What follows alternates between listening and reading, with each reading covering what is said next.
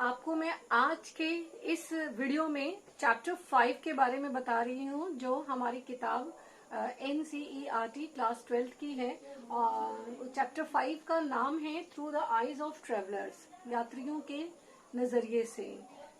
मिडावल period में, चूंकि आपको मालूम है कि पार्ट 2 12th क्लास का जो है वो मध्यकालीन भारत या मिडावल पीरियड के बारे में चर्चा करता है। तो इस पीरियड के बारे में, मिडावल पीरियड के बारे में जो बाहर से यात्री आए जिन्होंने भारत के बारे में क्या लिखा है, इसको जो है इस चैप्टर में हमको देखना है।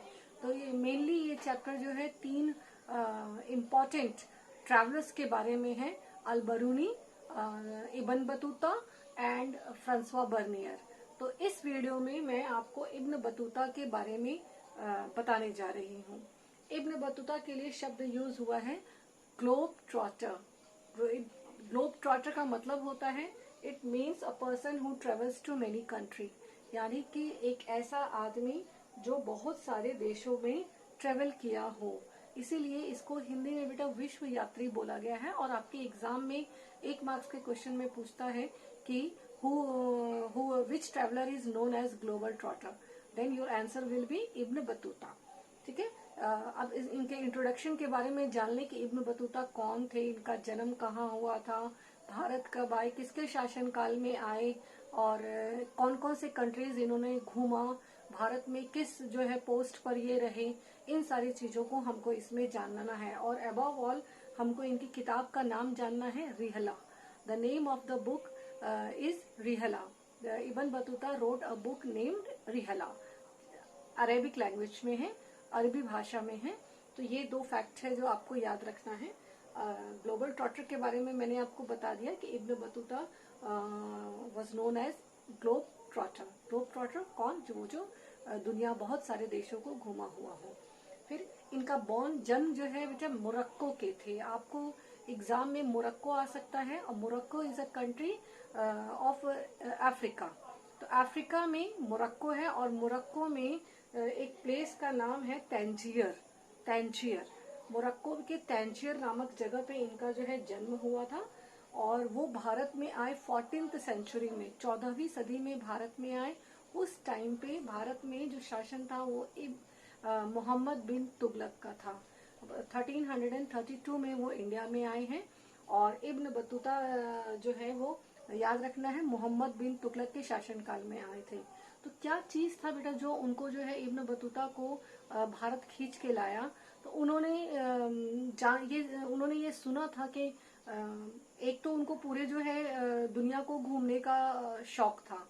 वो भारत आने के पहले जो है मक्का की यात्रा किए, और उसके पहले वो बहुत सारे मुस्लिम्स जो प्लेसेस हैं, जैसे Syria, Persia, Yemen, Oman, Iraq में उन्होंने जो है ट्रेवल किया। और भारत में आने के बाद में जो है उन्होंने मोहम्मद बिन तुगलक से मिले, क्योंकि उनको ऐसा लगता था कि वो जो है कला के जो है लोगों को, पहले के जो है सुल्तान लोग या राजा महाराजा लोग विद्वान लोगों को अपने दरबार में जगह देते थे। तो इस चीज से जब उनको पता चला इब्न बतूता को कि मोहम्मद बिन तुगलक जो है ऐसे ही एक शासक है या सुल्तान है जो विद्वानों को, कलाकारों को जगह देते हैं, तो इसलिए जो है वो मोहम्मद बिन तुगलक से मिले। और मिलने के बाद में उनकी विद्वता को लेके, क्योंकि उनका जन्म जो है वो बहुत ही शरिया के ज्ञाता, शरिया आप लोगों ने 11th क्लास में पढ़ा हो गया, rule and regulations of the Muslims, शरिया कानून के ज्ञाता। तो वैसे परिवार में, लर्नड फैमिली में हुआ था। तो उसका जो है लाभ इनको ये मिला कि मोहम्मद बिन तुगलक के शासनकाल में इनको काजी का पद या जज का पद जो है वो दिया गया।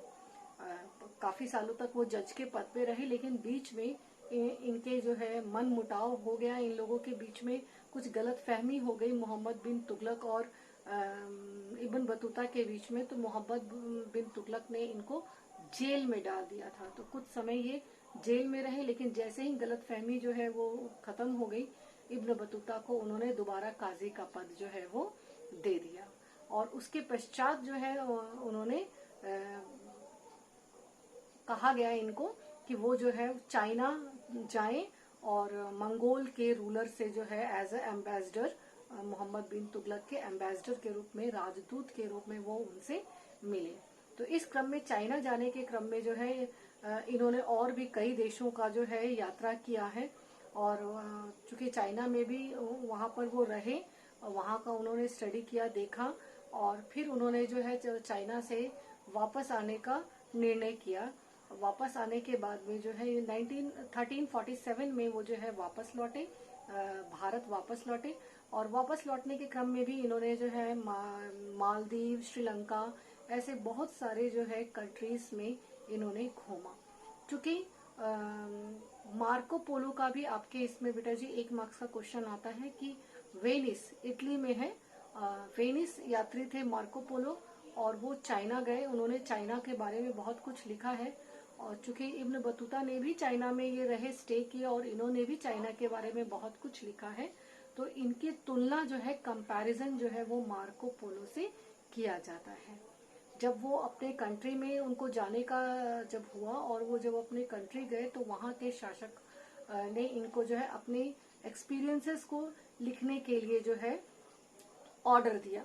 और चूंकि ये भी जो है इन्होंने क्या देखा, भारत में क्या देखा या और अन्य कई देशों में उन्होंने क्या देखा, इस चीज को जो है लिखना जो है बहुत ही जरूरी था। और इसको उन्होंने किताब में उतारा, अपने एक्सपीरियंसेस को किताब में उतारा, जिस किताब का नाम मैंने बताया रिहला, जो किस लैंग्वेज में है, तो अरेबिक लैंग्वेज में है। इब्न बतूता के साथ में जो सबसे खास बात थी कि उनको जो जो चीजें अपरिचित लगा या स्ट्रेंज लगा, जिसको वो अनफेमिलियर थे, उसको उन्होंने अपनी किताब में मेंशन किया। ऐसा इसलिए भी किया क्योंकि जो पढ़ने वाले जो लोग होते हैं उनको नई चीजों जानने की इच्छा होती है।